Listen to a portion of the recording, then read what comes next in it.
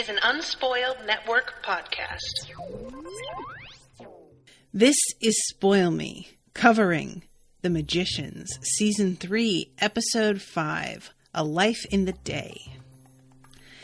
In this episode, Eliot and Quentin have to solve a puzzle.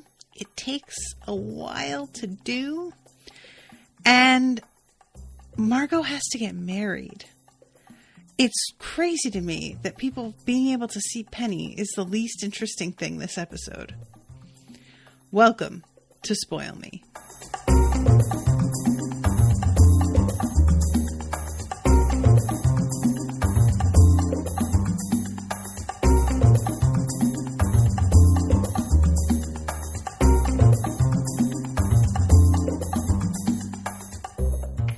Welcome to the show, everybody. I am Natasha.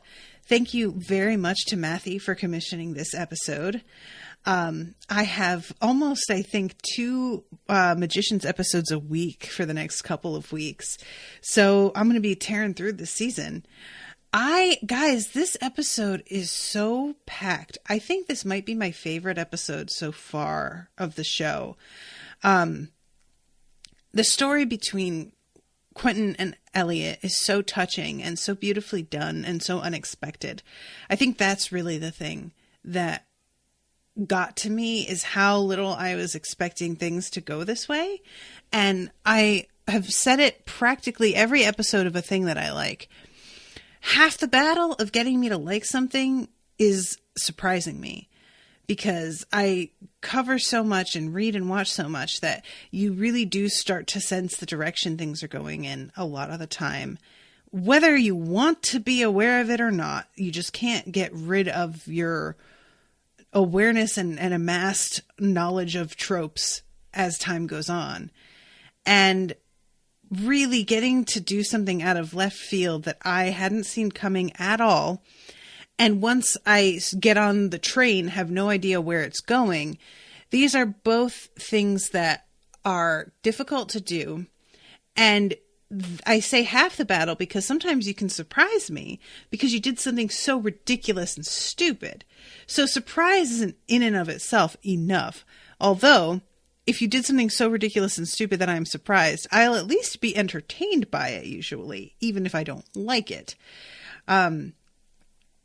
But this episode managed to surprise me and also be like very emotionally resonant. And I liked that a lot. So we start off this episode. I was kind of thinking that we were going to start where we'd left off, which was, Penny having just been noticed by Eliot. And that is not the case. We jump ahead about a day. And Alice is passing by Quentin to leave. And she's apparently bringing Penny with her. She hasn't, they can't tell that that's what she's doing because nobody can see him. Only she can see him because she's the one who's currently holding the key. But I really enjoy that when Quentin stops her, she has to be like, hey, by the way, don't talk shit about Penny because he's right here. Which I find really funny. So Quentin says, you heard about break bills, right? And this is something that I had completely forgotten. The fact that this school is being shut down and they don't know where they're going to go. It turns out the physical cottage has been magically moved so many times that there's no valid deed on it. So you can't sell something that you don't own. So we can, and he's in the middle of the sentence when she just starts to walk away. And he's just standing there I don't know what to say. And she comes back and is like, all right, look, I'm sorry. I don't want to make this weird, but I can't lie. It's weird. It is weird. And that's just all there is to it. And I kind of like this. I also like the fact that in the background, ta-da, the D has fallen. And it just gives this it's a little bit heavy-handed, but I'm fine with it. I really, really appreciate little nods like that, pointing to things are falling apart and they aren't what they were when they were in their prime and everything was sort of healthy and in full swing. So we cut to Alice going to Katie and showing her Penny. Guys, I have to admit, this was the one thing that did not surprise me. As soon as she started screaming at Penny, I was like, bitch, nobody can see him. They are going to think you're fucking nuts. You just got through saying, at least I'm the least crazy person here. And I'm like, that is so not true. According to what everybody else is seeing, you look like a lunatic. You need to put a fucking lid on it. But she does not think of that. And it's not until the very end of the episode where that like catches up with her. So her reaction to seeing Penny is really, really interesting. At first, when she touches the key, it's clear, like, she almost, like, collapses, right? Like, and drops the key, doesn't really want to take it back again, but finally does. She can't touch Penny, which is, like, one of those awful monkey's paw things where you want somebody to be back, but you don't get them back in the way that you want them back. And yeah, Alice bails here. And Katie, rather than being like overjoyed that he is still alive, is angry about the fact that she says, why are you acting like this is good news? And this is, I just really like them exploring a reaction to somebody still being around that isn't simply, I am so glad you're still here, because we got so much of that with Quentin and Alice still remaining as some version of herself that he was desperately clinging to, that this is much more compelling to me. She says, I tried to save you and I failed and it broke me. And now you're, what? Some kind of ghost? And he has to be like, that's not the same thing. I'm astral projection, or I am an astral projection. And, you know, as understandably, the pedanticness is like, she doesn't care. I can't even see you without holding a key that makes me physically ill. Now, this is interesting to me. She says, without holding a key that makes me physically ill. What exactly does that mean? Because Julia says something about how she didn't feel like herself when she held it either. I am dying to know a little bit more about the significance of this. And he says, let me help you. And she just laughs in his face and it's like, how are you going to help me? You literally are the reason that I'm in here. Don't you get that? Which is a really, like, I don't love her, like, blaming him the way that she is. But I also feel like it's a completely understandable feeling to have. It's, you know, it's not entirely rational or true, but that doesn't matter when you're in the middle of it. You know, she almost died from ODing because he died. And then to find out that he was like hanging around and wasn't actually gone. And she gave up so much to try and save him and sacrificed like magical batteries that could do God knows what to help other people and just seemed to accomplish nothing for him. And he starts to talk, and when she interrupts and says, if you say you love me, I swear to God, I will find a way to kill you. At least then this would be over. Wow, that is brutal. And I feel really bad for Penny. Like, definitely. But I really enjoy a lot that they decided to take this in such a different direction than I expected. I never thought Katie's reaction to seeing him would just be like pure rage, but it makes sense. You know, everything that she has like pursued came to nothing. And now he's stuck in this weird limbo that it would be easier if it were one way or the other. Either let me have saved him or let him be dead. But I can't deal with this halfway shit anymore. And as somebody who deals in absolutes myself, I deeply understand that feeling. I hate things that are in a gray area. It's frustrating. So yeah, this whole thing is just, I really enjoyed it, but I was really, really annoyed that she didn't consider what it would look like to be yelling at empty space. I get it. The emotional reaction of seeing somebody you thought was dead standing in front of you. You're not going to make well thought out choices. And they're really, I don't know if she is even aware that there are security cameras mounted in this room or not. So I'm not saying that this made me mad in terms of like, this is bad writing. I just mean in terms of like her character, I was just frustrated watching it. And I was just like, oh, this is going to come back and bite you in the ass so hard. And I hate this. So we have, guys, this little bit of Eliot and Quentin are talking about the fact that he sent his wife and daughter out into the city. He sent them with Todd. They're going to be fine. She's a knife maker's daughter. I'm like, she's a knife maker's daughter. Like, she's out. She was in the woods, dude. She doesn't like, all right, we'll see. And they are looking through all of these books to try and figure out how they can fix this.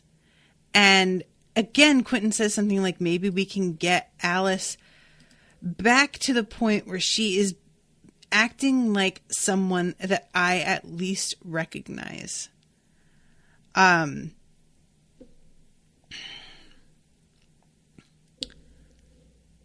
Guys, I can't emphasize enough how little I care about that. Alice is so interesting right now. And getting her back to somebody that Eliot or that Quentin can recognize is like so deeply irrelevant. Who cares if you can recognize her? She is who she is. This is not about you, guy. Can you stop? Can you not? Can you fucking not for like a second make this about you, Quentin? Because it's not. And oh my God, shut the fuck up, dude. She is a person. You wanted her desperately to be back in the world, living like a person, and now she is, and you are still trying to make it about you. The whole point of somebody being a person is that they are themselves. They have their own personhood and agency and get to do what they want, and you don't get a say in that. And she isn't who you were with before, and she has told you that and told you that, and you can't let this go. Shut up! Nobody fucking cares, dude. Literally nobody. Least of all Alice. Stop it, okay? Knock it the fuck off and get to work. Shut up.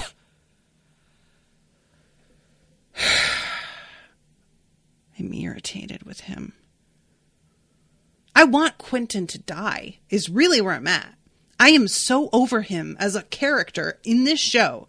Everybody else is more interesting to me. He has done interesting things here and there when he has decided to yell at people, but I never feel like it really works coming from him because he is such a self-centered, self-pitying person that when he tries to jump down somebody else's throat about it, it just feels like the pot calling the kettle black. You just don't get to say shit about it. And you can't bring somebody back to life and then act like you get control over them or like you get to determine what it means for them to be brought back. She is communicating with you a lot more than you even really deserve because she can sense you wanting back what you had, and she doesn't even need to be doing as much as she is. But you can't just accept that with grace and give her the fucking space to live her life. You need to stop putting your happiness in the hands of other people, dude, and just accept it's over. If it circles back around someday at some point where she begins to like have feelings for you again, then so be it. But you can't live on pause. And that's what you're doing. You're acting like nothing else can happen until you achieve a second chance on a relationship from, at this point, 2 seasons ago. And that relationship was already dead by the time she died. You violated her trust very deeply. And she already told you that she wasn't. So like, even if you really did get back to the point before she died, to the Alice that she had been, she still didn't want you anymore. So you'd have to go back to before that. It's so selfish. It's so deeply selfish that I cannot with him. I just don't want to hear about it anymore. You know, I just don't.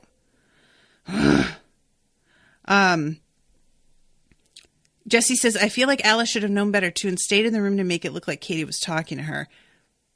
Good call. Oh, and Jesse says peaches and plums. Jesse sent me a notebook. Oh, I didn't even put that together, Jesse. Because Jesse sent it like back in season 1, a notebook that says peaches and plums on the front of it. I put it in my shelf over here somewhere. Yeah, I see it. Thank you for that, Jesse. I had no idea because she included the note and was just like, you'll get it eventually. But it had just been such a while by now that I like forgot. Oh, that's what it is. Okay, that's fun. I'll bring it on screen next time.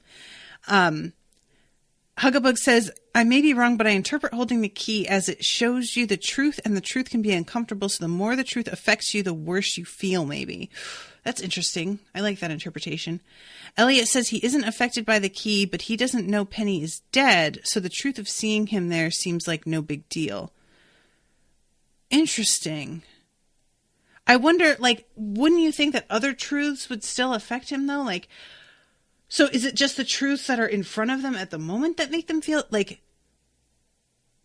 And I'm also curious, what's the truth that causes Julia to see, or she doesn't see the fairies, but they're in the room. So what's that about?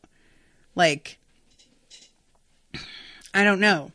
But anyway, so yeah, I'm sorry guys, I had to rant about Quentin, but like seriously, when he said that line, I nearly screamed.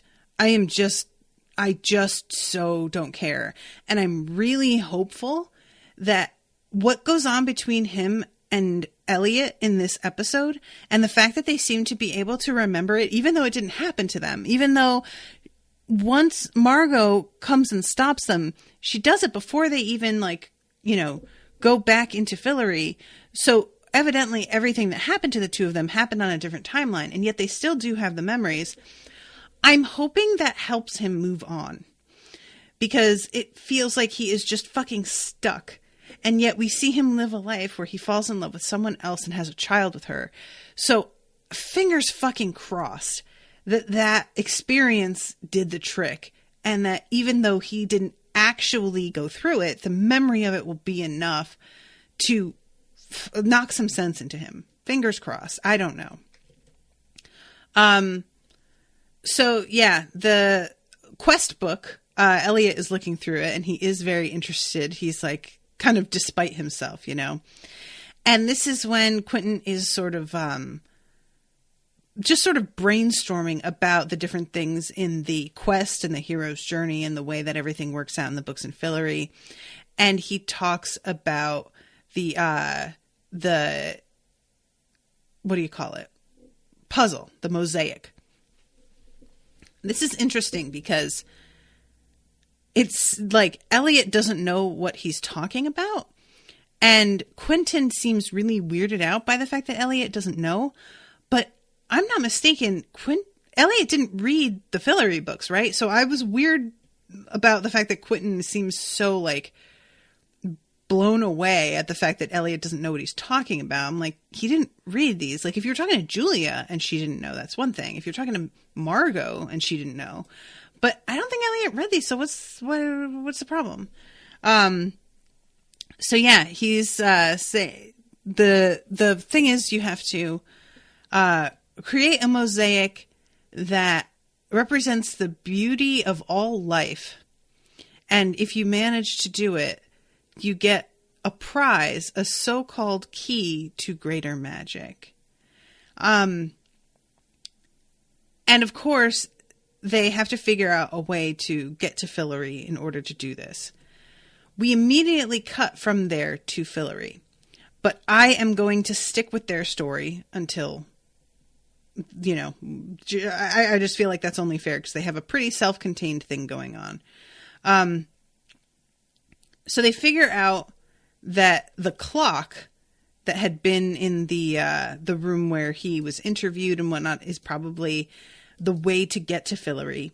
They have one of the magic keys. There is a keyhole on it, and they can, you know, get there via this clock, which honestly I thought looked really cool. Also, as a kid, I was obsessed with skeleton keys. I thought they were the neatest things. So this whole thing being about finding a bunch of keys and random like keyholes appearing, I'm into it. This is just scratching that exact like childhood magic itch for me. They cross into Fillory, and the thing, like, Quentin is about to like get everybody to come with them, but the key falls out of the keyhole, and then the keyhole disappears, and they realize like, oh, we need to go now or that's it. So when they cross through, they immediately sense that magic is back, and they both begin to like hug and dance and cry, and they're just so elated. And it's a really, really sweet moment of just this hope coming back to the two of them. And I just really, really, really love this moment of pure joy between the two of them, even though it doesn't turn out to be what they thought, which was they think magic has returned to Fillory, and so something has like happened. It turns out that they have gone back in time to before magic was lost. It's still just so good to see them have a happy moment and be very vulnerable and open with one another about it. I loved it. It was just genuine, you know? So yeah, they realize when they turn and look at the castle that the castle is still under construction, which means that they are not in the present. And then you see like all of the hopefulness sort of drain out of them. And I was like, oh, I hate this. Never mind. This is terrible. So at this point, Quentin's beginning to put together that there is a mysterious stranger who has solved the puzzle by the time that Jane Chatwin arrives, and that they probably are the mysterious strangers. And I like the fact that there's no big mystery about it. We've done this before. We're going to, you know, we're figuring out that when there's something strange that somebody else did, it seems like it tends to be us. So they finally get to the mosaic, and there's this like little sort of shed next to it that looks a lot like the Wellspring house, honestly. And there's some dude crouched there, and he gets up, and he's old. I don't know how long he's been doing this, but you really get the impression it's been a minute. And he says, "It's all yours if you don't mind wasting your God's damn time." And the camera pulls back, and we see that the mosaic is like an 8-foot by 8-foot square outside this garden. And all of the tiles, it's like it's genuine work to put this whole thing together. Now, the first thing that Quentin tries to do is figure out mathematically the number of potential combinations. And I love Eliot's reaction. You're trying to calculate the beauty of all life, which is absolutely my reaction. I was just like, you are approaching this the wrong fucking way, my friend. This is obviously meant to be somewhat of like a spiritual experience. I'm thinking like the sort of meditative aspect of doing the rock gardens, you know, that sort of like, it's not even about the design exactly. It's the mental state that you get into as you do it. And that my idea was anybody who solves this their correct answer might not be the same as somebody else's correct answer. Like they could come up with a pattern that solves the puzzle, but if somebody else came around and made that exact same pattern and design, it would not be the correct answer for that person. That was sort of where my mind went with this. But it turns out to, in some ways, be like much simpler than that. And at the same time, much, much, much more complicated. So we see this, and this just went, it didn't even occur to me that if they go back in time, them being missing isn't really a factor that they need to worry about. Because I'm still thinking, if they go back in time and they spend X number of years, that when they come back to their own time, X number of years will have still passed in their own time. This is like, I have a real block when it comes to understanding time travel stuff a lot of the time. This is something that trips me up in all kinds of different stories. There's a lot that I cover that deals with time travel. And it does seem like it sort of varies from universe to universe, how they handle the time away and whether that time continues to pass in the present or not. But when they decided to stay as long as they do, I was caught off guard because I was like, I have to, I just like had to completely adjust exactly what they were able to do in this situation, because now I know that they can literally be there forever, you know? So I love this. They begin to fight as time drones on. How are we supposed to show the beauty of life with tiles? We're not supposed to do it with math, Quentin. And Quentin throws his book down and they begin to yell at each other.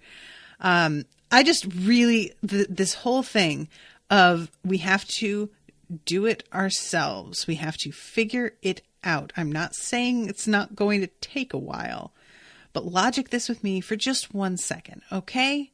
And he walks up towards it.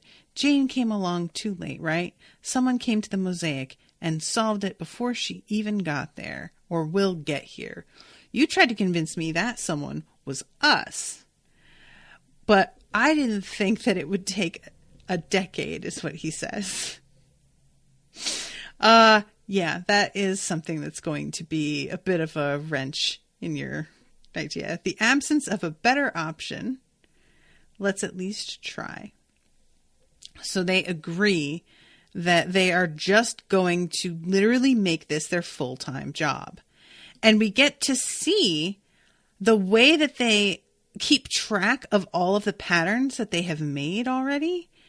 They have to like use basically like colored pencils or pastels or whatever it is to draw a recreation of every single combination.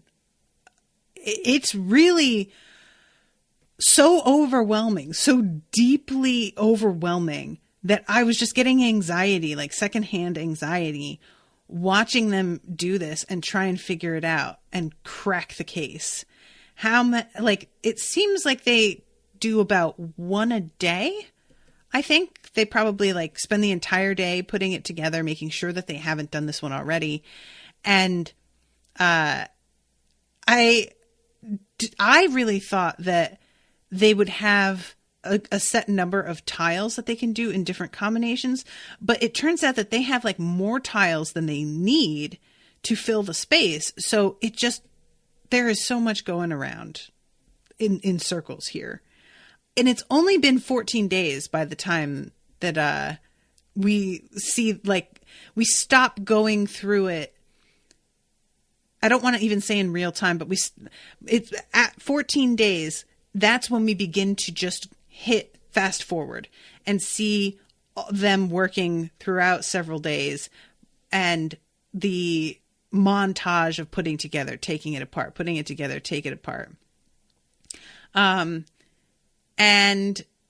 as this wears on, the two of them wind up hooking up.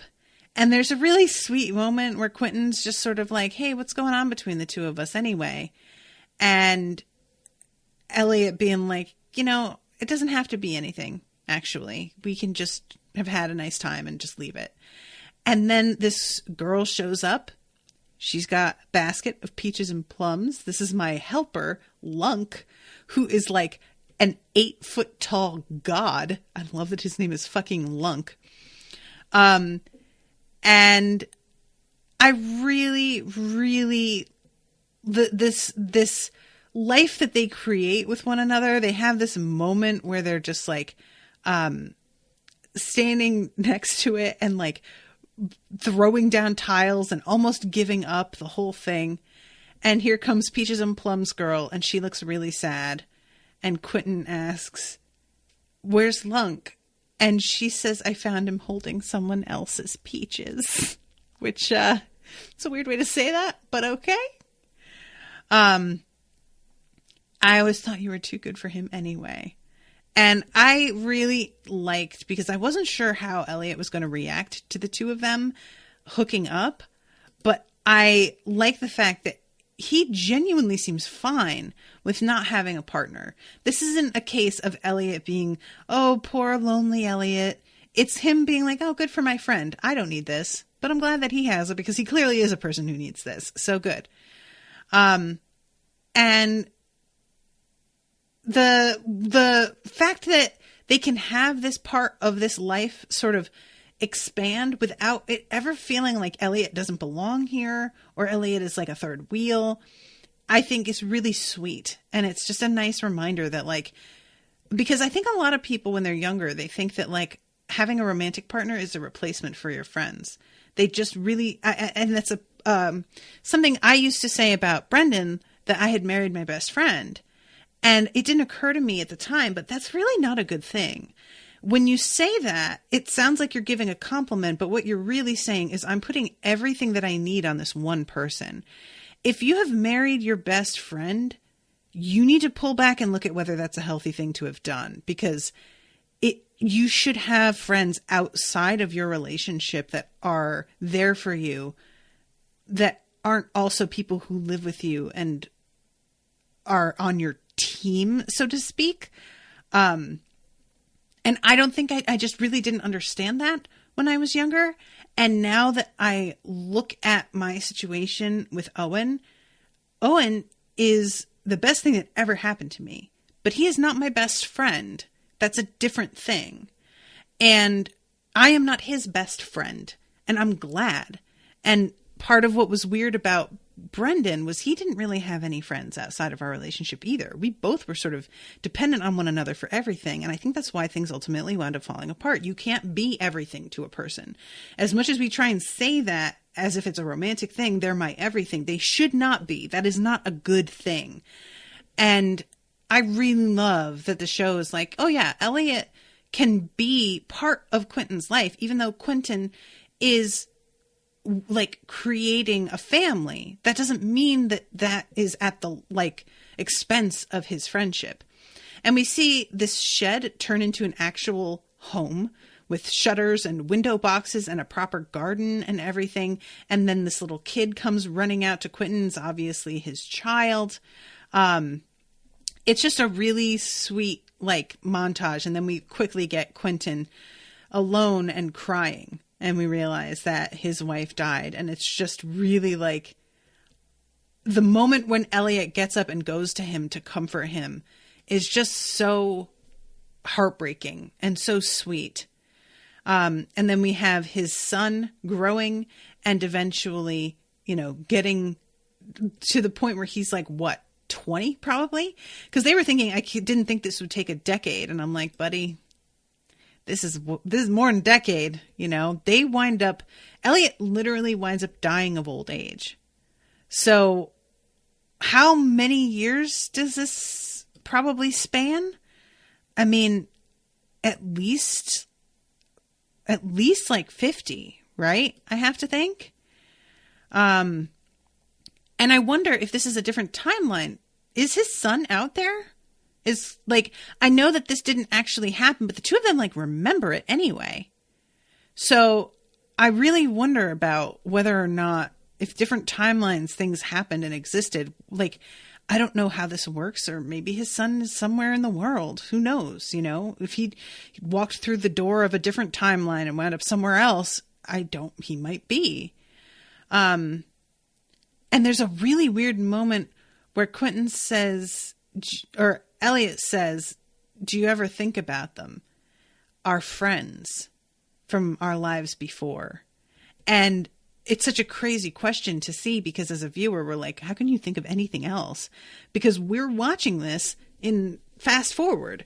And, you know, they, at this point, they have spent more of their lives living this than they had living the other life. So it really puts everything into perspective as a viewer. You're just like, oh God, how weird that they have to even ask this question. And Quentin says, I dream about them sometimes, which is, again, just really puts it all into this wild perspective where you're just like, that's the most you get, is the dream of, like, wow. So he turns around at one point as he's building things and talking to Eliot and not getting a response. And he sees that Eliot has passed away. And it's really, I enjoy their aging. The aging makeup is pretty good. It's not amazing, but it's pretty good. Really, the thing that keeps it from working perfectly is, I feel like the two of them, the way that they hold their bodies doesn't change that much. Eliot, I think, does a better job of his posture, and the way he moves his hands changes. But other than that, I think it's pretty well done. And Quentin has this huge beard and long white hair, and he really looks like an ancient wizard. But Eliot kept himself clean shaven for his entire life, evidently, which is really adorable. And then we have Quentin digging the grave, and he is digging, and he finally comes across this gold tile that was buried in the dirt. It looks like it's like solid gold. It looks really heavy. And he gets this look on his face and goes over to the empty mosaic, not a single other solitary tile in the whole damn thing. All he does is put down that gold one. And that's the correct answer.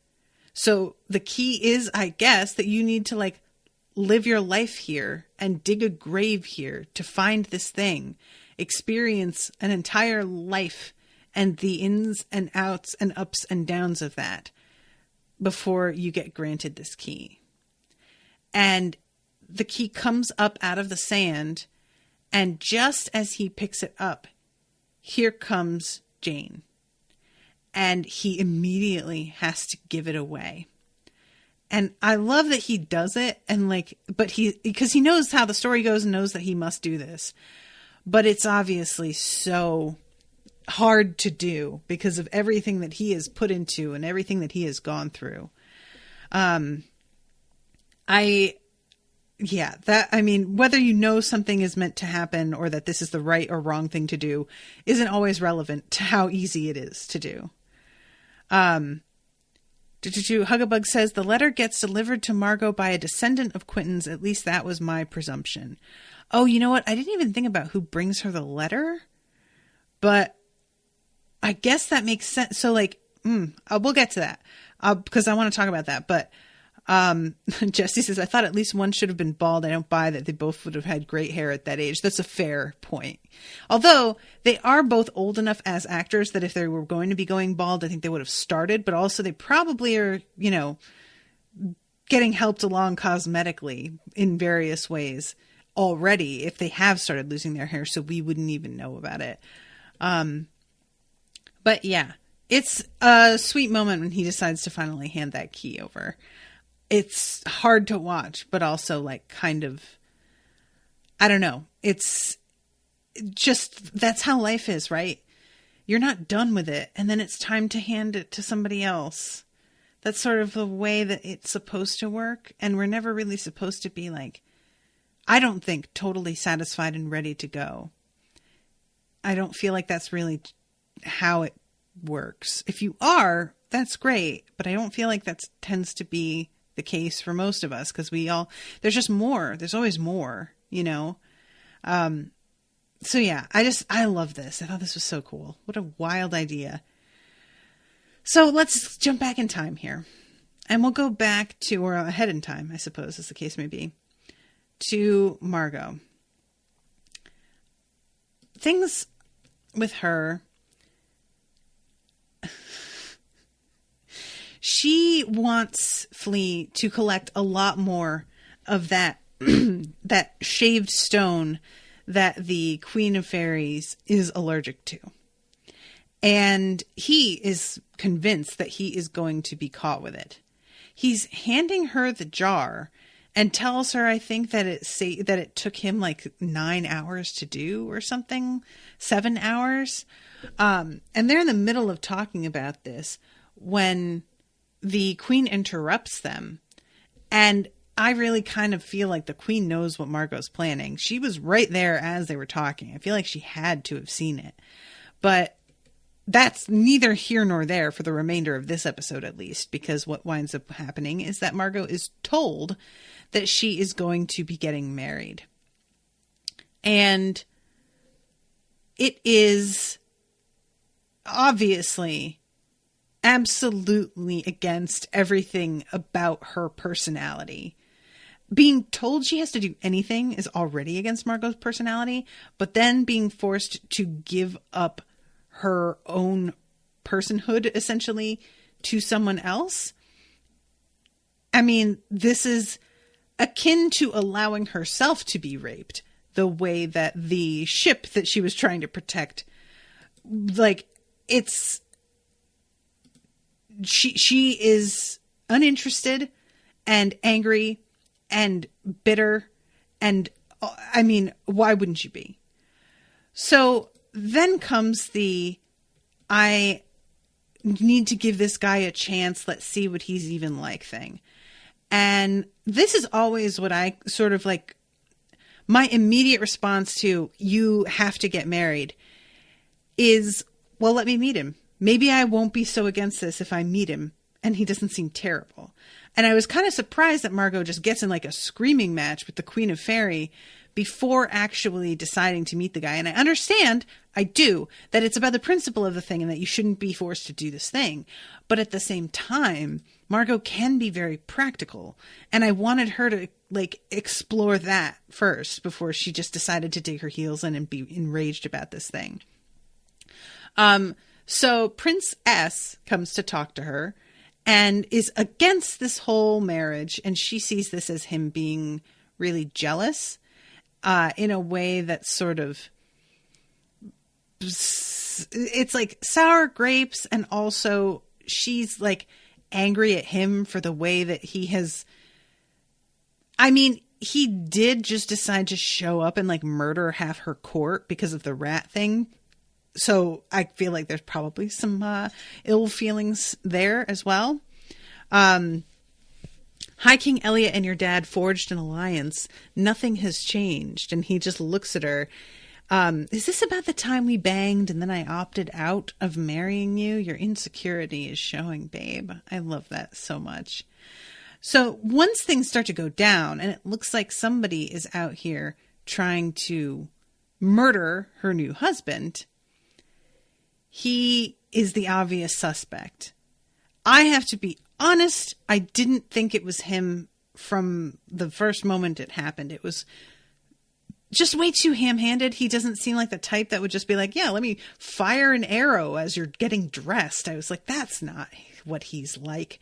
But there was nobody else that I could think of. The only thing that I could think of immediately was maybe this is the fairy queen fucking with her for some reason.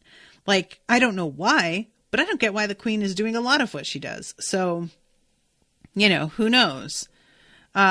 Meanwhile, a lot of the wedding guests are camping out in the hallway, and then this means that Flea can't get at the substance that he needs to, which means that she is going to have to go through with this marriage because she won't have a chance to kill the queen quite in time. So here comes the moment where she meets the royal family from the, what is it, Floating Mountains? Trying to remember the name of this like clan or whatever it is. And the first person that she sees is his younger brother, and she gets real like weirded out by it because this kid looks like he's maybe like 14. And she tells the kid, "A pebble's time will come, dear." And I'm like, that's a real weird thing to say to your son. God, what the fuck does that even mean exactly? And you can see the kid real irritated, but I thought that he was just going to be like an annoyance later. I didn't think he was going to be a fucking like Joffrey, you know? So here comes the guy that she's meant to marry, who is beautiful. Beautiful to the point of being genuinely creepy to me, to be honest. He's got a face that's like plastic in a way. And he comes from a matriarchal society. So he is very okay with her taking the lead on literally everything. And Margo is just all about this after all. She really was like, I'm going to fight this every step of the way. But now, as she's looking at him, she's like, I could literally fuck this guy this second. I would be fine with that. So actually, this is not going to be such a hardship after all. I love her. Are you one of those sick fuck princes who likes to shoot girls with arrows, or am I going to wake up tomorrow chained to a wall? Good questions to be asking, honestly. So yeah. And when she mentions matriarchy, he doesn't get what she means. And she's like, where women hold the power. And he looks at her like, well, yeah, that's how it works, right? Like he's never heard of anything else. And she's just like, oh my God, oh my God, oh my God. Oh, okay. And you could just see her like, it's practically like she's having an orgasm already. Is that not the way it is elsewhere, my queen? And she says, it is. Oh, Margo, I'm so sorry, sweetie. I really am. This is so awful. Because you know, this is too good to last, right? You're watching this and you're like, something's going to happen. I didn't think he was going to die before she even got to marry him. I thought that like they would be married and then immediately somebody would kill him right after the marriage. But it's almost worse that it's cut off before anything is actually settled between the two of them.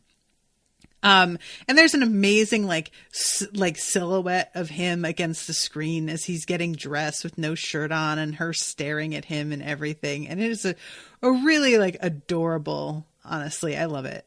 And this is when the first murder attempt happens and she goes and confronts Prince S and has him locked in the dungeon thinking that it was him. We get to the actual ceremony and she is glowing and delighted and says that she will take his hand. And just as he is about to say his side of the vow, a fucking axe. Guys, it's like Home Alone in this bitch. A fucking axe swings down and just cuts his head off. And Margo is covered in blood. And his brother steps out from the wings.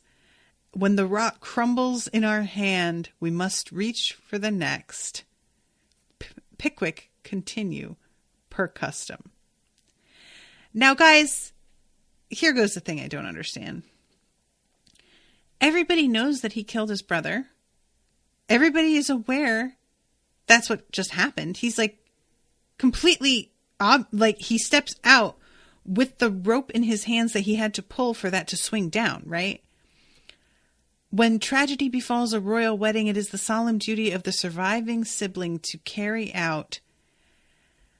Yeah, maybe, but he did just commit murder. And everybody here knows it. And he has basically admitted it. That just doesn't matter. He doesn't, like, you don't just arrest, like, it would be one thing if somebody else killed his brother and then he stepped forward, or his brother had a sudden horrible heart attack and he stepped forward. He murdered him. So maybe it's tradition for you to marry the next sibling, but that doesn't mean that that sibling simply is immune to murder charges, right? I feel like that should be a thing that we still cope with. That's still something that has consequences. He killed his brother and also a prince. Whether he is a prince or not, that's still essentially treason in most places. Am I wrong? I just don't understand why we're acting like that's not part of what, like, we're behaving as if it's just the wedding that's at stake here and like the traditions of marriage that we need to worry about. I don't get it. I really do not understand why we're acting like that's not a factor at all. You know, she says he fucking killed him. He murdered his own brother. And he says that does not affect my duty. How does it not? I genuinely don't get this at all. It feels like the most contrived shit. Like I'm fine with her too perfect for this world future husband being killed. That's fine. That's interesting.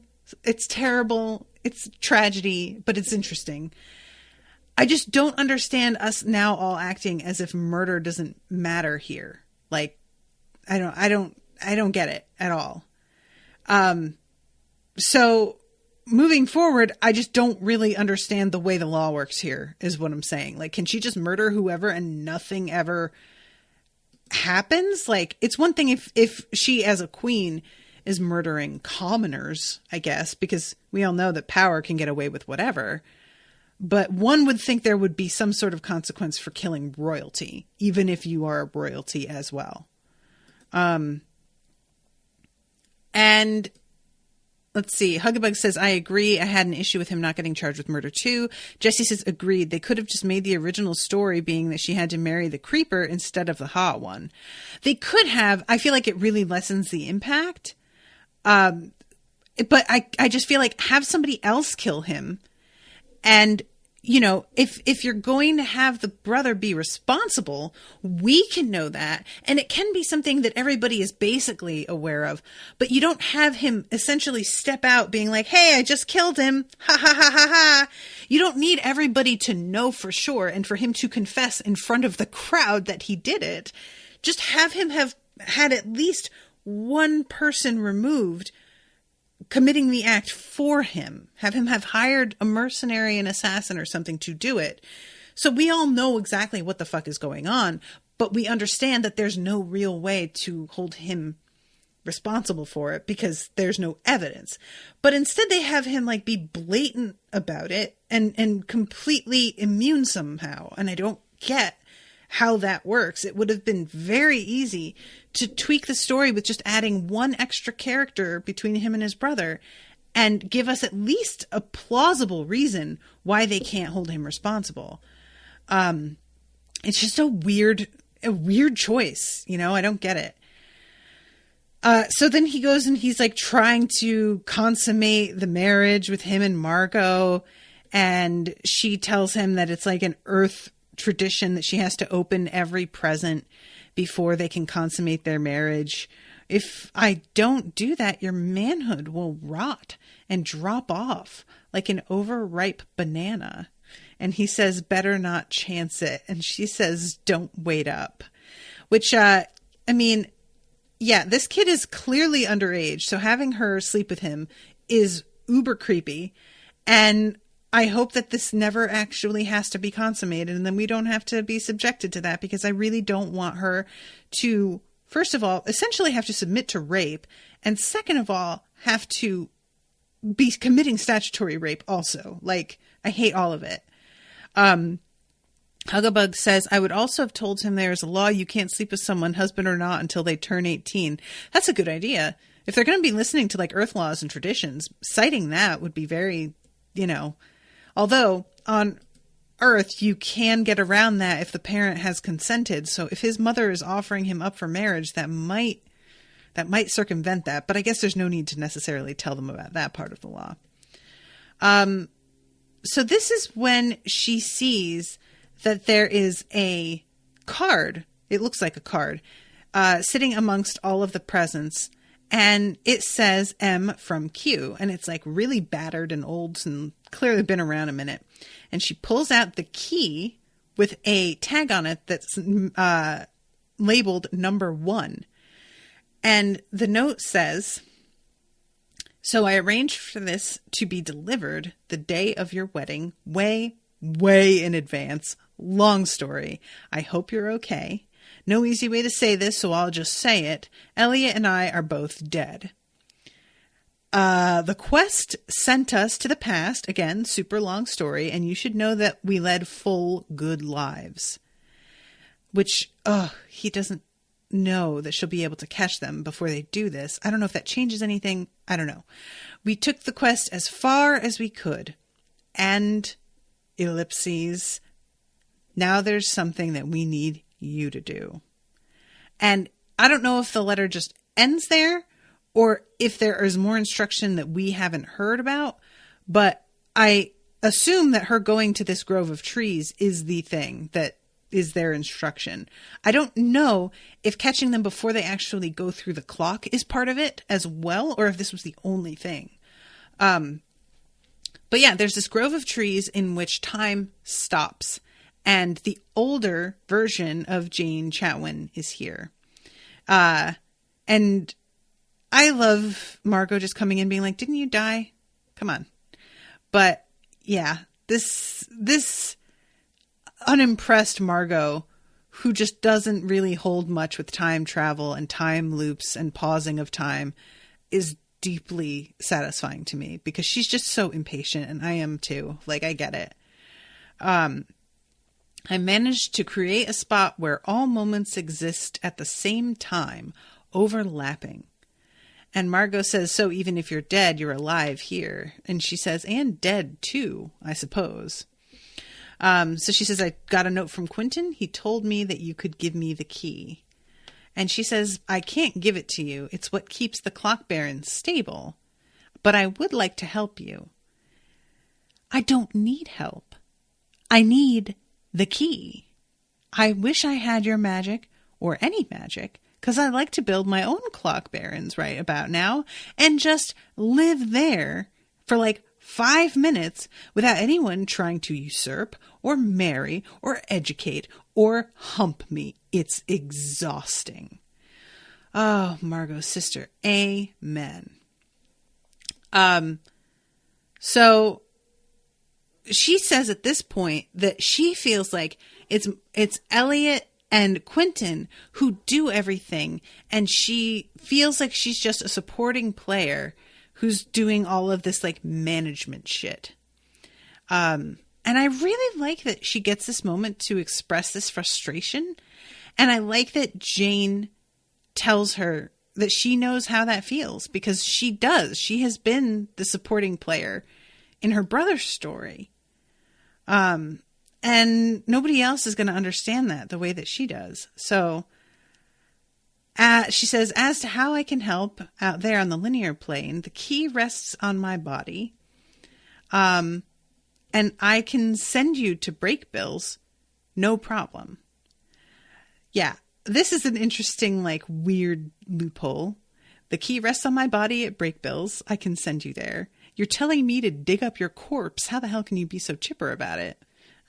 Hasn't happened yet, and I'm very English. It's been so good to chat to you, Margo. Ready to go? So Margo shows up just before they step through the clock. I love that she has like just fucking dug up a corpse. You bitches looking for these? She's so great. And I love her so much. Guys, when she comes up to them and it's just like that entrance line was the only thing that kept me going through 6 feet of dirt and corpse. This is so sweet. And she doesn't understand, they don't understand why she's so emotional to see them again because they don't know everything that has happened and what she has heard happens. Guys, it's so good. I love it so much. So in the end, they wind up going back with her to Fillory and eventually they come across the peaches and plums sitting in, like, with all of the wedding gifts, and they read the letter and they get the memories back somehow of what they went through. And I really want to know what the, like, effects of this are going to be, of them suddenly remembering a life that they didn't actually get a chance to live. But I love the two of them sitting next to each other, getting the deja vu, the memories back at the same time. And they're not looking at each other. They're looking around like they're seeing someplace else in front of their eyes. And it's a really moving, sort of haunting moment that I enjoyed a lot. And I thought they did really well in making it feel like they are suddenly having these memories. Like, there is a sense that comes over people when you see them remember a thing that they had forgotten, and they're embodying that super duper well. So we have another piece of the story that I'm, like, out of time and I haven't barely touched on, but I have to be honest, I don't really get it. So I'm just going to do this quickly.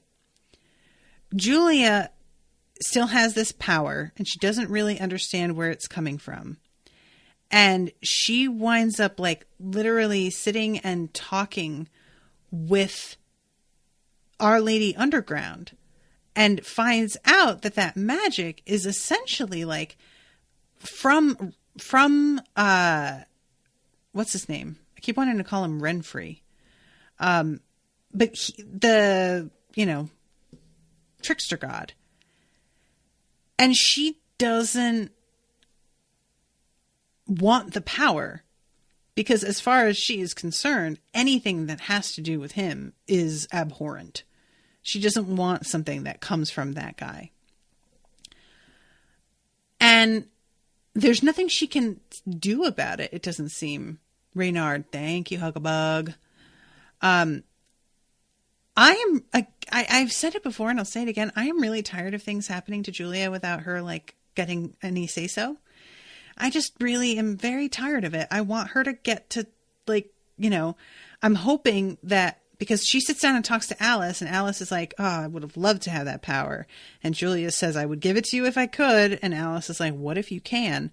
I'm hoping that her passing this magic to Alice is something that will sort of, like, be the end of it for her, because I want her to have some control over what the fuck is happening in her life.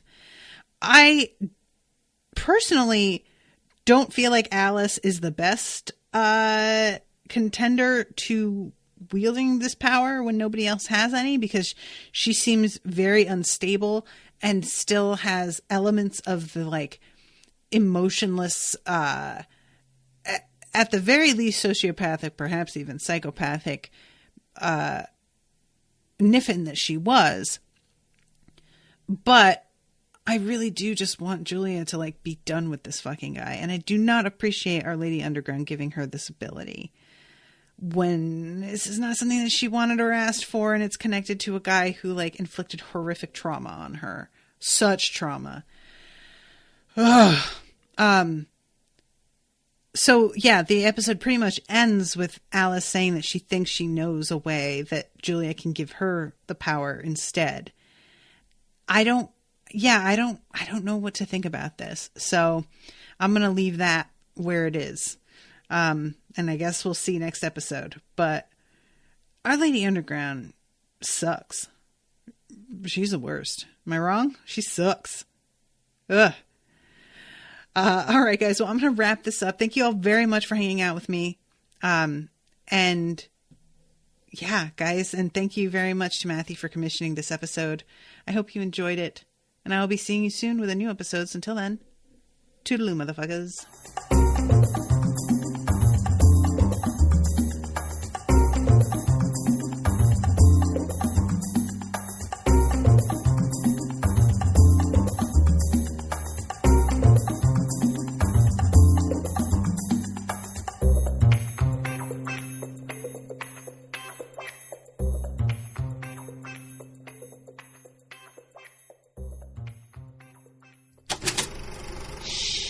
That was was an Unspoiled Network podcast.